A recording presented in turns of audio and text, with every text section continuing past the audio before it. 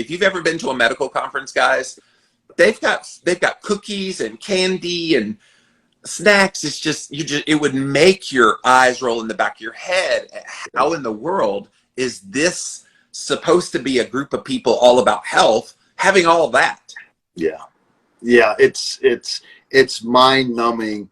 And the old adage, follow the money. Again, it's follow the money.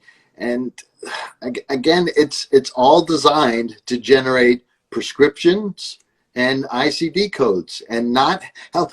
Man, what if we just did one thing and you got a money back guarantee?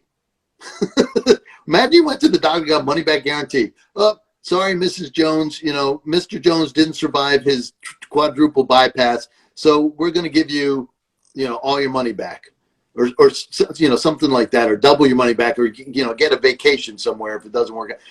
But it doesn't. They're paid for generating these codes and doing these expensive procedures. There's no incentive for me as somebody who's got health insurance to be healthy, right? The Joe Six-Pack smoking the cigarettes, living life dangerously, gets the same rate that I do and you do. It's not insurance. It's risk sharing or something. Or just like disease management, not disease curing, which, by the way, guys, if you've ever been to a doctor and you tell them you're on a keto or carnivore or paleo or whatever diet you're doing, they're going to poo-poo it because there is no ICD code for getting you to eat more steak. Right. Too bad, because I sure would love to get a subsidy from my health insurance for all the steak and other animal foods I buy. Yeah, wouldn't that be amazing? That would revolutionize our health. Instead of spending it on procedures and on drugs, make a prescription, take it to your farmer's market. Here is a $200 voucher to go buy real whole foods from the farmer's market, not just meat. You can get vegetables if you want to, whatever floats your boat, but have that available, and then eat this and you'll get healthier. And then get some fresh air, go ground, go on a walk, do prescriptive stuff that doesn't cost any money, but then will provide massive benefits to you, which again, impossible in the current model. It is, and I don't hold out hope for reformation within the model itself. No. I remember when I first got trained in acupuncture 30 years ago, there's a study that just came out showing that people who got regular acupuncture were healthier, cost the healthcare system less money, fewer prescriptions, blah, blah, blah. And you think, no brainer, let's trial acupuncture and see if it works. The insurance companies are no closer to providing for acupuncture as a treatment than they were 30 years ago. So they're not going to change. Whatever incentives are baked into the system, we're stuck. It's like some of these failing schools in inner cities. They're not going to get better. And I hope we're not getting too political here, but the system's broke. It's flat broke. So what we can do is similar to what we've done with organic, is take our dollars somewhere else. Yes. And so one of the things you need to advocate for is separating out your daily care from emergency medicine. So if you drive a Ferrari, your insurance price should be a little bit higher than if you're driving, I don't know, F-150, whatever. A Yugo. Nobody should be driving one of those either. But yeah, exactly. But you get my point. So right, risk. But what we've done again is we're sharing the price for every single intervention that's done, whether it's giving you a Band-Aid or giving you quadruple bypass. And it should. So if the state, if you can get your hands on just emergency medicine insurance and start saving that when you're younger for when you might need it later, and then spend the money on the health club, spend the money on good meat, spend the money on fish oil, all the things you've talked about all these 30 years you've been talking about this stuff, and invest it that way, and to doctors who can function outside the system, or nutritional consultants. That's the other thing. One of my projects, let's back up. First of all, let me pause a second and say, thank you. You helped me start a podcast for people with Lyme disease about 6 years ago. And I've since retired the podcast. The name so people can look it up. Yeah, it's called Lyme Ninja Radio. So if you know of somebody with Lyme disease and they can't sleep at night and need something to do, they can listen to 250 some episodes of Lyme Ninja Radio. Oh. People do that, and actually I still get emails saying thank you for having that. It got me through a really tough and dark time. So let me repeat it because you said it fast. Lyme Radio is the name. Dude, you did it a long time. If you made it to 250 episodes, you were committed. Yes. My daughter Aurora and I cranked those out once a week. Wasn't 3 times a week like you or 5 times a week, but yeah, 4 times a week. But we tried to keep up, Jimmy. We tried to keep up. So Sadie had a comment I want to mention. Oh, you have something? Yeah, I want to finish that story, but to answer Sadie first. She's more important than I am. Well, all she said, she gave a comment about talking about going to see your doctor. I've been arguing with my primary care physician about keto because she kept saying my cholesterol is high, but then my endocrinologist had to send her a message saying, no, Sadie's cholesterol is just fine. It's so exhausting. And yeah, the patient gets caught in the middle of that kind of tit for tat of, all right, who's right? At least you had somebody on the right side. Yeah. Not everybody piling on you saying, no, you're the crazy one. Right. So thank goodness the endocrinologist had a little bit of knowledge. That's actually kind of awesome and hopeful.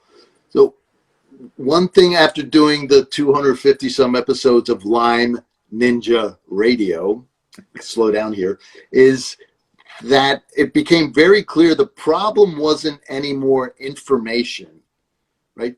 The people with Lyme disease could track down the information they needed on the internet. They could listen to people like me. There are other good websites out there. The problem were the practitioners or the doctors. And so because of that, I started another project called Beyond Protocols for doctors, nutritional consultants. We've got one pharmacist in the group to train them how to treat people as individuals, to begin to teach them this medicine 2.0, which brings in genetics, right? Yeah. Which is, you can't get any more personalized than genetics. That's been a game changer. Just in the last decade, this has happened. This is why people are reticent, is it's so new. Of course, we've seen this. You've been around the block much longer than I have. You've seen where you hear about something, you see things, and then like 10, 15, 20 years later, then it becomes more acceptable. Yeah. So we're at the point where it's just now kind of coming on people's radar screen, but they won't embrace it for another 5 to 10 years. But it is the key to what we're talking about here today, this future of customizing medicine to you and your particular situation. Genetic testing isn't like the totality of health, but it sure does give a lot more clues. Right. And the danger with all of this is it gets sucked into this broken system. Yes. And gets turned into another magic bullet. So the way that the doctors are looking at genetics right now, they want to keep it simple because they're super busy. They will just want to know, okay, what genetic, it's called a SNP, right? One little change, right. SNP, it's pronounced SNP. What one SNP will mean that I need to give them this medicine, this supplement, or not give them that. Very simple. But it's a system. It's this integrated system. It's like there's no magic bullet. There are very few magic bullets. You need to understand what the entire body's doing. What's the family? And this is where the urgent care falls down. And this is where we need these community doctors again. You know, what's the family history? How are the brothers doing, right? Like your brothers, you know, God rest his soul, his health has a big bearing on where you are right now. What is your stress? You know, are you working as an accountant, or are you on Instagram every day having people sending you love letters? Yeah. Right? Yeah. You're like, what's the daily stress like? What's going on? What are you doing exercise-wise? Are you sitting on your rear end, or are you out walking twice? How many miles do you walk now? I don't really measure it in miles. I just walk for an hour twice a day. So that's 2, 3, 4 miles, something like that. Yeah, long strides. Yeah. I'm 6'3", so I do a good clip with long legs. So. Keto can be hard. Tabulating, measuring, baking, taking 3 months to perfect one recipe. and to mixed reviews. Did something die in here? Oh, I think it moved. And by that point, you give up your diet, find a dark corner, and stuff yourself with sugar, carbs, and regret. This, isn't what it looks like. Well, this is where Keto Chow saves the day. The easiest, tastiest, ketoist meal replacement on the market. It's like ice cream melted in my mouth. Yes, but melted ice cream with all the protein, nutrients, vitamins, and electrolytes your body needs. Oh, that's cool. And with 3 starter kits, each with restaurant tips, keto food guides, and a ton of flavors to try, your taste buds and your waistline will thank you. Thank you. So grab your starter kit today at jimmylovesketochow.com. It's so easy. Keto Chow. Make keto easy.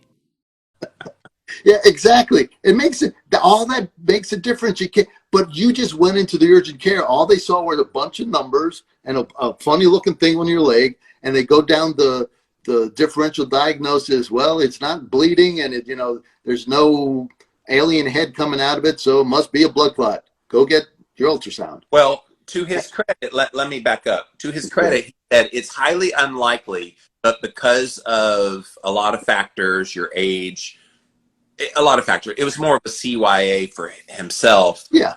That if I had not run that, maybe this guy might sue me if it does end up as a blood clot. But yeah, I mean, and then this was the other thing that happened during that visit that we haven't talked about that mainstream medicine needs to butt their heads out of. He went to fat shame me. Like he's like, well, you're obviously of the age when you need to start worrying about that, and with your weight, you really need to not realizing that I'm busting my ass probably harder than just about most people right now with my sabbatical protocol. It's intense, all the things that I'm doing on this protocol, but it was just immediate judgment of you need to go see a doctor. You're probably going to die and have lots of diseases here in the coming years. I'm like, because you don't know me. You don't know what I'm going through. That's right. And he doesn't, to his defense, he does, and that's the problem. He doesn't know you. And nobody knows you anymore, right? Because it's all hospital based. And around here, we're semi-rural. I mean, we've got neighbors who are dairy farmers, but we got a little city nearby. We're lucky if we can keep a doctor around for a couple years. And there's no continuity of care. The only thing that stays with you is your records, if they can find them. And so, and the other thing is, I know you had people, health professionals on your Instagram live saying, Jimmy, you should get that checked out because it could be a blood. And you did. And you did the prudent thing. It's not a blood clot. Thank goodness. Thank God it's not a blood clot. So we ruled that out. But that's all the care was good for, is to make sure you weren't going to lose a leg or throw a blood clot in the next day. That's all it was good for. It didn't help anything else. There's no other value added. It's just, you're not going to blow out your engine, in the next 24 hours. That's the only information you got out of it. That's not healthcare. I don't know what that is. That's like death prevention care, but it's not healthcare. And I lost about a month's worth of buying ribeye steaks if I that sucked, that amount of money. And that was with the insurance on that one test, blood clot test, the ultrasound. I looked at the actual breakdown. The test is like $1,600 and my portion was $600 of that. When I mentioned that to the technician when she was doing that test, I said, man, it was like a $600 test. She went, and I was like, that was with insurance. And she said, no, it's not. She's like, this test is about $400 for my time and what they pay me and what the hospital needs and the test itself and all the everything. She's about $400. And she says, it says $1,600. Yeah, $1,600 as the cost because it goes through this sick care system called the insurance company. And so they jack up the prices. That's why we're all paying through the nose, is they're paying highly inflated prices through the healthcare system with insurance. Whereas if I didn't have insurance and I paid out of pocket, the cost, she said, for me probably would have been about $500 or $600. So what I ended up paying. Maybe, but that's the dark side of the insurance game. Is the insurance billing is up there at $1,600. Their reimbursement rate may even be less than the $400. the reimbursement rate that they may get back from the insurance company might be $250. And the chiropractors know this. I know chiropractors who stopped billing insurance